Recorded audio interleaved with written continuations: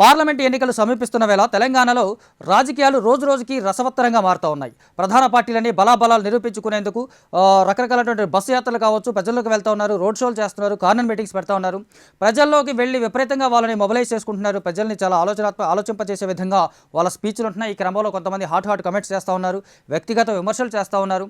అభివృద్ధి గురించి మాట్లాడుకునే వాళ్ళు, చేయని అభివృద్ధి గురించి మాట్లాడుకునే వాళ్ళు, ఇలా ఎవరి బలాన్ని వాళ్ళు నిరూపించుకునే ప్రయత్నం చేస్తూనే ఉన్నారు. అయితే ఈ పార్టీలకు సంబంధించి ప్రధాన పార్టీలకి బలంగా ఉన్న చోట, లేదా ప్రధాన పార్టీల యొక్క అభ్యర్థుల యొక్క బలగం ఎక్కువగా ఉన్న చోట ఈ పోటీ మరింత ఇంట్రెస్టింగ్గా కనిపిస్తోంది. అలా చూసుకున్నట్లయితే కరీంనగర్, మొదటి నుంచి కరీంనగర్ ప్రాంతం బీఆర్ఎస్కు పెట్టని కోటగా ఉంది. తెలంగాణ ఉద్యమం కాలం నుంచి ఇప్పటి వరకు కూడా బీఆర్ఎస్కి ఈ తెలంగాణ ప్రాంతం అనేది ఒక స్ట్రాంగ్ జోన్. ఇది ఇలాంటి చోట గత అసెంబ్లీ ఎన్నికల్లో పోటీ చేసినటువంటి కాంగ్రెస్ బీఆర్ఎస్ మధ్య చూసుకున్నట్లయితే బీఆర్ఎస్ పార్టీ కేవలం 3 స్థానాలకు పరిమితం అయితే, కాంగ్రెస్ పార్టీ 4 అసెంబ్లీ నియోజకవర్గాలు ఇక్కడ గెలుచుకొని కొంతవరకు బీఆర్ఎస్ మీద కొంత అప్పర్ హ్యాండ్ సాధించినటువంటి పరిస్థితిని చూసాం.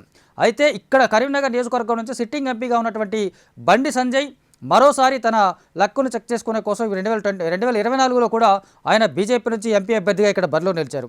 ఇక 2014లో బీఆర్ఎస్ నుంచి గెలిచినటువంటి వినోద్ కుమార్ని మరోసారి ఆ పార్టీ బరిలోకి నిలిపింది. ఇక కాంగ్రెస్ పార్టీ నుంచి వెలిచాల రాజేందర్ రావుని ఇక్కడ బరిలోకి నిలబడతా ఉన్నారు. సో ఈ ముగ్గురికి సంబంధించి చూసుకున్నట్లయితే ఎవరి బలాలేంటి, ఎవరి బలగం ఏంటి, ఎవరి బలహీనతలేంటి, ఏ పార్టీల యొక్క స్ట్రెంత్ ఇక్కడ ఎక్కువగా కనిపిస్తోంది, ఏ పార్టీకి గెలుపు అవకాశాలు ఎక్కువగా ఉన్నాయి, ఏ పార్టీ వైపు ప్రజలు ఎక్కువగా మొగ్గు చూపుతూ ఉన్నారు, ఏ పార్టీ తమ బలాన్ని ప్రదర్శించుకోవడం కోసం ఎలాంటి ఎత్తుగాలతో ముందుకెళ్తా ఉందనేది ఒకసారి చూద్దాం. ప్రధానంగా బీజేపీని చూసుకున్నట్లయితే సిట్టింగ్ ఎంపీగా ఉన్నటువంటి బండి సంజయ్ చూసుకున్నట్లయితే 2019 కంటే ముందు ఆయన అసెంబ్లీకి కానీ, లేదా ఎమ్మెల్సీ కానీ, లేదా ఇతరత్ర ఒక పెద్ద రాజకీయ క్షేత్రంలో పెద్దగా కనిపించలేదు. కేవలం ఆర్ఎస్ఎస్ బ్యాక్గ్రౌండ్, బీజేపీ రాజకీయ కోణంలో మాత్రమే ఆయన ప్రధానంగా కనిపిస్తూ వచ్చారు. బీజేపీ ఎజెండా ఏదైతే ఉందో మతం అని మాత్రమే ఆయన మతం మొదటి నుంచి కేవలం మతానికి మాత్రమే పరిమితమై ఉండి ఆ కోణంలోనే ప్రచారం చేసుకుంటూ, ఆ కోణంలోనే జనాల్లో తనకంటే ఒక పేరు తెచ్చుకునే చేశారు. ఆ పేరు మీద కానీ ఆయనకు అనూహ్యంగా 2019లో బీజేపీ నుంచి టికెట్ రావడం, ఆయన కూడా అంతే అనూహ్యంగా అప్పుడు బీఆర్ఎస్కు పెట్టని కోటగా ఉన్నటువంటి కాంగ్రెస్ ప్రాంతం నుంచి ఒక బీజేపీ క్యాండిడేట్ గెలవడం అనేది అప్పట్లో బీజేపీ బీఆర్ఎస్ ఒకటే అన్నట్టు ఒక అనుమానాలకి కూడా కొంచెం ఇది స్ట్రెంథెన్ చేసేలాగా అప్పుడు బండి సంజయ్ కుమార్ యొక్క గెలుపు మనకు కనిపించింది. ఆ తర్వాత బండి సంజయ్ బీజేపీ రాష్ట్ర అధ్యక్షుడు కావడం, ఆ రాష్ట్రంలో బీజేపీని స్ట్రెంథెన్ చేయడంలో చాలా సక్సెస్ఫుల్గా ఆయన ముందుకు వెళ్ళారని చెప్పాలి. ఒక దశలో ఇప్పుడు 2023లో జరిగినటువంటి అసెంబ్లీ ఎన్నికల్లో బీజేపీకి సంబంధించి బండి సంజయ్ అధ్యక్షుడిగా ఉండుంటే కనుక ఇంకాస్త బీజేపీ గణనీయమైనటువంటి సీట్లు అసెంబ్లీ స్థానాల్లో సంపాదించి ఉండేదనేసి చాలామంది విశ్లేషకులు కూడా చెప్తూ ఉంటారు. కానీ అసెంబ్లీ ఎన్నికల కంటే ముందు, అసెంబ్లీ ఎన్నికలకు కొద్ది రోజుల ముందే బండి సంజయ్ని బీజేపీ పార్టీ అధ్యక్ష స్థానం నుంచి తప్పించడం అనేది చాలా సంచలనం కలిగించింది. అది కూడా బీఆర్ఎస్ బీజేపీ అండర్స్టాండింగ్లో భాగమని చెప్పేసి అప్పట్లో కాంగ్రెస్ పార్టీ విమర్శించింది. అదే సమయంలో బీజేపీ నుంచి కూడా ప్రధానంగా బండి సంజయ్ యొక్క వర్గం ఏదైతే ఉందో, బండి సంజయ్ యొక్క సామాజిక నేపథ్యం ఏదైతే ఉందో, సామాజిక వర్గం ఏదైతే ఉందో వాళ్ళు కూడా అదే భావించారు. కావాలనే బండి సంజయ్ని దింపారు. ఇక్కడ బీజేపీ బలపడటం బీజేపీకే ఇష్టం లేదు, ఇక్కడ బీఆర్ఎస్కి సపోర్ట్ చేయడం కోసమే బండి సంజయ్ దింపారని చెప్పేసి అప్పట్లో బాహాటంగానే విమర్శలు అటు 2 పార్టీల నుంచి మనకు కనిపించాయి. ఆ 2 విమర్శల్ని గట్టిగా స్ట్రెంథెన్ చేస్తూ ప్రజల్లోకి తీసుకువెళ్ళి కాంగ్రెస్ కొంత సక్సెస్ అయింది వాస్తవంగా. సో ఇప్పుడు చూసుకున్నట్లయితే మరోసారి సిట్టింగ్ ఎంపీగా ఉన్నటువంటి బండి సంజయ్ మళ్ళీ ఎంపీగా గెలవాలని తాపత్రయపడుతున్నాడు. కానీ ఆల్రెడీ గత అసెంబ్లీ ఎన్నికల్లో ఆయన అక్కడి నుంచి పోటీ చేశాడు. కాకపోతే చాలా తక్కువ ఓట్లతోనే, ఒక రకంగా చూసుకుంటే గెలుస్తాడు ఖచ్చితంగా అనుకున్నటువంటి బండి సంజయ్ అనూహ్యంగా ఓడిపోయాడు అంటే దాని అర్థం ఆయనకు ప్రజల్లో బలం తగ్గిపోయింది అనేది ఇతర పక్షాలు చెప్పే మాట.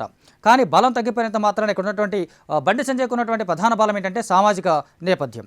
ఆయన ఓబీసీ కేటగిరీకి చెందినటువంటి పర్సన్ కావడం, ఆ కేటగిరీకి సంబంధించినటువంటి ఓట్లు కరీంనగర్ ప్రాంతంలో చాలా వరకు ఉండడం, ఆ ప్రాంతాల్లో ఉన్నటువంటి తన సామాజిక నేపథ్యానికి సంబంధించినటువంటి వర్గాల్లో బండి సంజయ్కి కాస్త ఎక్కువగా పట్టుండడం అనేది ఇప్పుడు కూడా ప్లస్ అయ్యేటువంటి అవకాశం.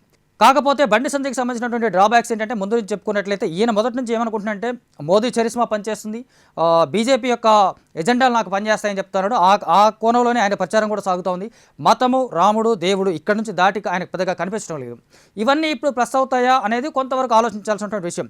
సామాజిక నేపథ్యం, సామాజిక సమీకరణల పరంగా చూసుకుంటే బండి సంజయ్కి చాలా వరకు ఒక ఎడ్జ్ ఉండే అవకాశం ఉంది. కానీ ఆయన చేస్తున్నటువంటి ప్రచారం తీరు కానీ, ఆయన నమ్ముకున్నటువంటి నాయకత్వం కానీ, ప్రస్తుతం కొంత అలజడి రేపేలాగా ప్రచారంలో కనిపిస్తూ ఉన్నారు. ముస్లిం రిజర్వేషన్లు తీసేయడం అంటే కానీ ఎస్సీ ఎస్టీ రిజర్వేషన్లు తీసేస్తామని చెప్పడం కానీ లేదా ఇతరత్ర అంశాలు ఏదైతే ఖచ్చితంగా బీజేపీ పార్టీ మొదటి నుంచి కూడా తాము చేసినటువంటి అభివృద్ధి గురించి ఎక్కడా మాట్లాడటం లేదు, కేవలం రిజర్వేషన్ల చుట్టూ లేదా ముస్లింల చుట్టూ మతం చుట్టూ మాత్రమే తిరుగుతుంది అనేటువంటి విమర్శ క్షేత్రస్థాయి వరకు జనాల్లోకి వెళ్ళింది అనేది వాస్తవం. అది కరీంనగర్ ప్రాంతంలో కూడా ఖచ్చితంగా కనిపించుంటే కనుక బండి సంజయ్కి అది పెద్ద డ్రాబ్యాక్ అయ్యే అవకాశం ఉంటుంది. ఎందుకంటే నిజానికి ఇక్కడ బండి సంజయ్ గెలుపు కోసం మోడీ కావచ్చు, అమిత్ షా కావచ్చు, బీజేపీ జాతీయ నాయకత్వం కూడా చాలా వరకు నాట్ ఓన్లీ సంజయ్ మిగతా ఇక్కడ ఎక్కువ గణనీయమైనటువంటి సీట్లు సంపాదించడం కోసం అని చెప్పేసి బీజేపీ జాతీయ స్థాయి నాయకత్వం తెలంగాణ మీద ప్రత్యేక దృష్టి పెట్టింది. అందులో భాగంగానే కరీంనగర్ మీద కూడా స్పెషల్ ఫోకస్ పెట్టింది. ఇవన్నీ వర్కౌట్ అయిపోయి ప్రజల్లోకి నిజంగానే బీజేపీ విధానాలు వెళ్ళినా, మోదీ చరిస్మా పనిచేసినా అది బండి సంజయ్కి ప్లస్ అయ్యే అవకాశం ఉంటుంది తప్ప, కాకపోతే ఇప్పుడున్నటువంటి సిచ్యువేషన్లో చూస్తే అది ఎంతవరకు వర్కౌట్ అవుతుందనేది కూడా కొంత ఆలోచించాల్సినటువంటి విషయం. ఇక బీఆర్ఎస్ నుంచి చూసుకుంటే, బీఆర్ఎస్ నుంచి వినోద్ కుమార్ 2014లో ఇక్కడ నుంచి ఎంపీగా గెలిచారు. అప్పటి నుంచి ప్రజల్లోనే ఉంటున్నారు. ఆయన సంబంధించినటువంటి పార్టీకి సంబంధించినటువంటి పదవుల్లో ఉన్నారు. కాకపోతే ఇప్పుడున్నటువంటి పరిస్థితుల్లో బీఆర్ఎస్కి కొంత బలం తగ్గింది.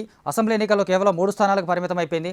ఆ కారణంగా బీఆర్ఎస్ అక్కడ బలహీన పడిందని చెప్పుకోవడం ఒకటైతే, ఇక్కడ బలంగా చూసుకున్నట్లయితే అక్కడ కేటీఆర్కి కరీంనగర్లో గెలిపించాల్సిన బాధ్యత, బీఆర్ఎస్ని గెలిపించాల్సిన బాధ్యత కేసీఆర్ పూర్తిగా కేటీఆర్ మీద పెట్టాడు. దీన్ని ఛాలెంజింగ్గా తీసుకున్న కేటీఆర్ కూడా చాలా సుడిగాలి పర్యటన చేస్తూ ఉన్నారు. క్షేత్రస్థాయిలో తిరుగుతూ ఉన్నారు. సెకండ్ గ్రేడ్ లీడర్ని ఆకట్టుకునే ప్రయత్నం చేస్తూ ఉన్నారు. పార్టీ నుంచి చీలికలు రాకుండా చూసుకునే ప్రయత్నం చాలా స్ట్రాంగ్గా చేస్తూ ఉన్నారు. అలాగే ఇతర పార్టీల నుంచి వచ్చే వాళ్ళకి సంబంధించి కూడా కొంత మంతనాలు సాగిస్తూ ఉన్నారు. ఇక్కడ బీఆర్ఎస్ను నిలుపుకోవడం, ఇక్కడ బీఆర్ఎస్ క్యాండిడేట్ నిలబెట్టుకోవడం ఎంత అవసరమో, ఇప్పుడున్నటువంటి పరిస్థితుల్లో ఎంత అవసరం అనేది స్పష్టంగా తెలియజెప్పే ప్రయత్నం చేస్తున్నప్పటికీ కూడా కేటీఆర్ యొక్క తీరు గత అసెంబ్లీ ఎన్నికల్లో కొంత విమర్శలకు గురైంది. కేటీఆర్ యొక్క మాట్లాడే విధానం కానీ లేదా ఆయనకు సంబంధించినటువంటి కొన్ని ఆస్పెక్ట్లో కాంగ్రెస్ అసెంబ్లీ ఎన్నికల నుంచి కూడా ఒక స్ట్రాంగ్గా ఖండిస్తూ వస్తుంది. చిన్న చిన్న షార్ట్స్ కానీ చిన్న చిన్న రీల్స్ అవి చేసి కొంత ఆయన వ్యక్తిగతంగా కూడా డ్యామేజ్ చేసే ప్రయత్నం చేశాను. అయినప్పటికీ ఇప్పుడు కేటీఆర్ చేస్తున్నటువంటి దూకుడు చూస్తుంటే కనుక ఖచ్చితంగా కరీంనగర్లో బీఆర్ఎస్ కూడా ఒక ఎడ్జ్ ఉంటుంది. అలాగే కేసీఆర్ కూడా అక్కడ ప్రచారాలు చేస్తూ ఉన్నాడు. కేసీఆర్ ప్రచారానికి కూడా చాలా అద్భుతమైనటువంటి స్పందన వస్తుంది ప్రజల్లో. ఏదైతే నిజానికి కాంగ్రెస్ పార్టీ అధికారంలో ఉన్నప్పటికీ కూడా గత పార్టీ పరిపాలనకి ఇప్పుడున్నటువంటి పార్టీ పరిపాలనకి అనే ఒక వేరియేషన్ చూపిస్తూ బీఆర్ఎస్ ప్రజల్లోకి వెళ్తూ ఉంది. అంటే కేవలం వీళ్ళు వచ్చి 5 నెలలైనా ఏం చేయలేదు, 10 ఏళ్లలో అద్భుతమైన అభివృద్ధి చేశామని చెప్పేసి కరీంనగర్ ప్రాంతం ఇంతకుముందు లేనంత విధంగా కనీ విని ఎరగని రీతిలో ఇక్కడ డెవలప్మెంట్ సాధించింది. కరీంనగర్ చుట్టుపక్కల ప్రాంతాలు కూడా చాలా అద్భుతమైనటువంటి అభివృద్ధిని, ప్రగతిని సాధించాయని చెప్పేసి బీఆర్ఎస్ ప్రచారం చేసుకుంటుంది. అట్ ద సేమ్ టైం గతంలో ఎంపీగా ఉన్నటువంటి బండి సంజయ్ ఈ ప్రాంతానికి చేసిందంటూ ఏం లేదు. ఒక చిన్న ఫ్లైఓవర్ కూడా తీసుకురాలేకపోయారు, లేదా తెచ్చిన ఫ్లైఓవర్ పూర్తి చేయలేకపోయారు అనేది ఈ తరహాలో అటు బీజేపీ పైన ఇటు కాంగ్రెస్ పైన ఏకకాలంలో విమర్శలు గుప్పిస్తూ తమ బలాన్ని నిలబెట్టుకొని ఖచ్చితంగా ఇక్కడ ఏదైతే మొదటి నుంచి తమకు బలంగా ఉన్నటువంటి కరీంనగర్ ప్రాంతాల్లో మళ్ళీ జెండా ఎగరేయాలన్నటువంటి ఒక దీంతో బీఆర్ఎస్ పార్టీ కూడా చాలా దూకుడుగా ముందుకు వెళ్తూ ఉంది. మరి ఈ దూకుడు ఎంతవరకు వర్కౌట్ అవుతుందనేది కూడా మనం చూడాల్సి ఉంటుంది. ఇకపోతే కాంగ్రెస్ పార్టీ నుంచి పోటీ చేస్తున్నటువంటి వెలిచాల రాజేంద్రరావు మొదట ఇక్కడ ఆయనకి టికెట్ వస్తుందా లేదా అన్న అనుమానాలు చాలా వరకు ఉండేవి. నిజానికి కాంగ్రెస్ అధిష్టానం కూడా కొన్ని 3 స్థానాలు హైదరాబాదు, కరీంనగర్, ఖమ్మం ఈ 3 స్థానాలకు సంబంధించి టికెట్లు అన్ని స్థానాలతో పాటుగా ప్రకటించలేదు. చాలా కాలం పాటు పెండింగ్లో పెట్టాయి. నామినేషన్కి చాలా తక్కువ రోజులున్న టైంలోనే ఈ 3 స్థానాలకి అభ్యర్థులను ప్రకటించాయి. కాకపోతే మొదటి నుంచి కరీంనగర్ సంబంధించి చూసుకున్నట్లయితే రేవంత్ రెడ్డి వర్గానికి సంబంధించినటువంటి ప్రవీణ్ కుమార్ రెడ్డికి ఒక టికెట్ వస్తున్నటువంటి ప్రచారం బాగా సాగింది. రేవంత్ సీఎం కావడం, పీసీసీ ప్రెసిడెంట్ కావడం వల్ల ప్రవీణ్కి టికెట్ ఆల్మోస్ట్ కన్ఫర్మ్ అని చెప్పేసి అందరూ చెప్పుకున్నారు. బట్ కరీంనగర్లో గత 2009లో ఎంపీగా పనిచేసి ఇప్పుడు ప్రస్తుతం మంత్రిగా ఉన్నటువంటి పొన్నం ప్రభాకర్ ఆ విషయంలో చాలా స్ట్రాంగ్గా రేవంత్ యొక్క నాయకత్వాన్ని వ్యతిరేకించాడు. తన వర్గానికి సంబంధించినటువంటి వెలిచాల రాజేంద్రరావుకి టికెట్ ఇప్పించుకోవాలనే ప్రయత్నం చేశారు. ఆ ప్రయత్నంలో కేంద్ర నాయకత్వాన్ని ఒప్పించుకొని అక్కడి నుంచి టికెట్ తెచ్చుకున్నారు. దీనికంటే ముందే వెలిచాల రాజేంద్రరావు ఆయనకి టికెట్ కన్ఫర్మ్ కాకముందే వెలిచాల రాజేంద్రరావు చేత కరీంనగర్లో నామినేషన్ వేయించడం అనేది కూడా కొంత చర్చకు దారితీసింది. కాంగ్రెస్లో మళ్ళీ వర్గ విభేదాలు రాబోతున్నాయా అనేటువంటి చర్చలు కూడా కరీంనగర్లోనే కాదు రాష్ట్ర వ్యాప్తంగా వినిపించాయి. బట్ ఆ చర్చలు కానీ వర్గాలు చీలిపోతున్నాయనేటువంటి ఒక డౌట్స్ని కానీ చాలా తొందరగానే క్లియర్ చేసుకుంది కాంగ్రెస్ పార్టీ. నిజంగా అది కొంతవరకు పార్టీ యొక్క సక్సెస్ అనే చెప్పాలి. ఎందుకంటే కాంగ్రెస్లో వర్గ విభేదాలు, వ్యక్తుల మధ్య వైరుధ్యాలు ఇవన్నీ చాలా సాధారణంగా కనిపిస్తూ ఉంటాయి. ఫస్ట్ టైం కొంతకాలం కొన్నాళ్ళ క్రితం రాజకీయాలు చూసుకున్నట్లయితే కనుక చాలా ఫస్ట్ టైం అలాంటి అపోహల్ని, అపవాదులను చాలా తొందరగా క్లియర్ చేసుకొని ఇక్కడ వెలిచాల రాజేంద్రరావు అయినా ఒకటే, ప్రవీణ్ కుమార్ రెడ్డి అయినా ఒకటే అని రేవంత్ రెడ్డి కూడా అనుకొని అక్కడ కమిటెడ్గా వర్క్ చేస్తూ కమిటెడ్గా ప్రచారం చేయడానికి ముందుకు రావడం అనేది కాంగ్రెస్ పార్టీకి ప్రధానంగా ఉన్నటువంటి ఒక బలంగా చెప్పాలి. దీంతోపాటు కరీంనగర్లో ఎలాగైనా పాగా వేయాలన్నట్టు కాంగ్రెస్ పార్టీ ఒక స్పెషల్ దీన్ని రూపొందించుకొని అక్కడ ప్రచారం సాగిస్తోంది. ఇందుకోసం పార్టీలో ఉన్నటువంటి అగ్రనాయకత్వం కూడా అక్కడ కాంగ్రెస్ పార్టీ కోసం అక్కడ ప్రచారం చేయడం, వెలిచాల రాజేంద్రరావు కోసం గెలుపు కోసం అక్కడ ప్రచారం చేయడం అనేది ఎక్కువ మంది సంఖ్యలో అది కాంగ్రెస్లో ఇప్పుడు ఉన్నటువంటి అగ్రనాయకత్వం ఏదైతే ఉందో వాళ్ళంతా వెళ్ళి అక్కడ ప్రచారం చేయడం కూడా వెలిచాల రాజేంద్రరావు గెలుపుకు సంబంధించినటువంటి వాళ్ళకి సంబంధించినటువంటి ఒక ప్లస్ పాయింట్గా చెప్పాలి. బట్ చూసుకున్నట్లయితే కాంగ్రెస్ పార్టీ వచ్చి 5 నెలలే అవుతుంది. 5 నెలల కాలంలో మేము చేసినటువంటి హామీలు చాలా వరకు నెరవేర్చాం. రాబోయే రోజుల్లో మరిన్ని హామీలు ఇక్కడ ఏదైతే ప్రధానంగా కరీంనగర్కి కావాల్సినటువంటి అవసరాలు ఏవైతే ఉన్నాయో అవన్నీ కేవలం కాంగ్రెస్ పార్టీతోనే తీరుతాయని చెప్పేసి ప్రజలకి హామీలు ఇస్తూ ఉన్నారు. అక్కడ ఉన్నటువంటి సమస్యలకు సంబంధించి పర్టికులర్గా ఈ సర్టెన్ పీరియడ్లో మేము క్లియర్ చేస్తామని చెప్పేసి ప్రజల్లోకి కాంగ్రెస్ పార్టీ వెళ్తూ ఉంది.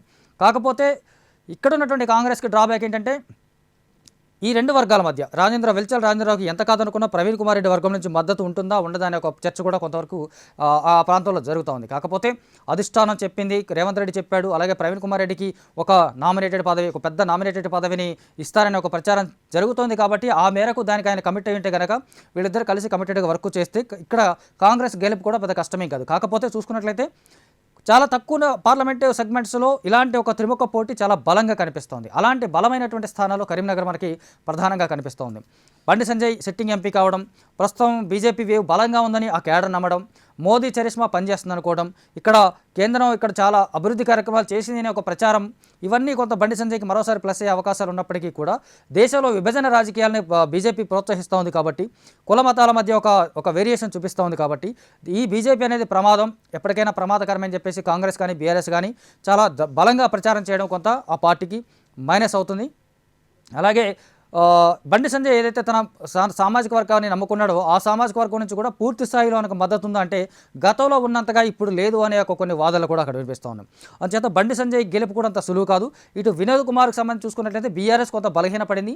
ఆ బలహీనతను దాటుకొని కేసీఆర్ చరిష్మా మీదుగా మరోసారి అక్కడ స్థానిక ప్రజల యొక్క మనసుల్ని వాళ్ళు గెలుచుకుంటే కనుక వినోద్ కుమార్ మళ్ళీ అక్కడి నుంచి ఎంపీగా గెలిచే అవకాశం ఉంది. ఇక కాంగ్రెస్ పార్టీ స్థానికంగా అధికారంలో ఉన్నాం కాబట్టి, రాష్ట్రంలో అధికారంలో ఉన్నాం కాబట్టి ఈ ప్రాంతానికి ఏమైనా డెవలప్మెంట్ జరగాలన్నా, లేదు రేపు ఇండియా కూటమే అధికారంలో వస్తుంది కాబట్టి 2 చోట్ల ప్రభుత్వం ఉన్నప్పుడు ఖచ్చితంగా ఈ ప్రాంతం ఒక స్థాయిలో అభివృద్ధి చెందుతుందని చెప్పేసి ప్రచారం కాంగ్రెస్ పార్టీ నుంచి జరగడం, ఇవన్నీ చూసుకుంటే ఇటు కాంగ్రెస్ కూడా ఎడ్జింది. సో చూసుకున్నట్లయితే రాష్ట్రంలో చాలా చోట్ల 3 ప్రధాన పార్టీల మధ్య పోటీ జరుగుతున్నప్పటికీ కూడా 2 పార్టీల మధ్య చాలా స్ట్రాంగ్ కాంపిటీషన్ కనిపిస్తూ ఉంది. ఏదో ఒక చోట ఏదో ఒక పార్టీ చాలా సైడ్ అయిపోతుంది. అంటే ఆటోమేటిక్గా ఈ పార్టీ ఇక్కడ గెలవదు, ఇంకా మిగిలిన పోటీ 2 పార్టీల మధ్య అనేటువంటి ఒక సినారియో చాలా ప్రాంతాల్లో కనిపిస్తుంది. చాలా తక్కువ చోట్ల మాత్రమే కరీంనగర్ లాంటి చోట, లేదా నాగర్ కర్నూలు లాంటి చోట, మహబూబ్ నగర్ లాంటి చోట, ఇలాంటి కొన్ని చోట్ల మాత్రమే 3 ప్రధాన పార్టీల మధ్య ఒక స్ట్రాంగ్ కాంపిటీషన్ కనిపిస్తోంది.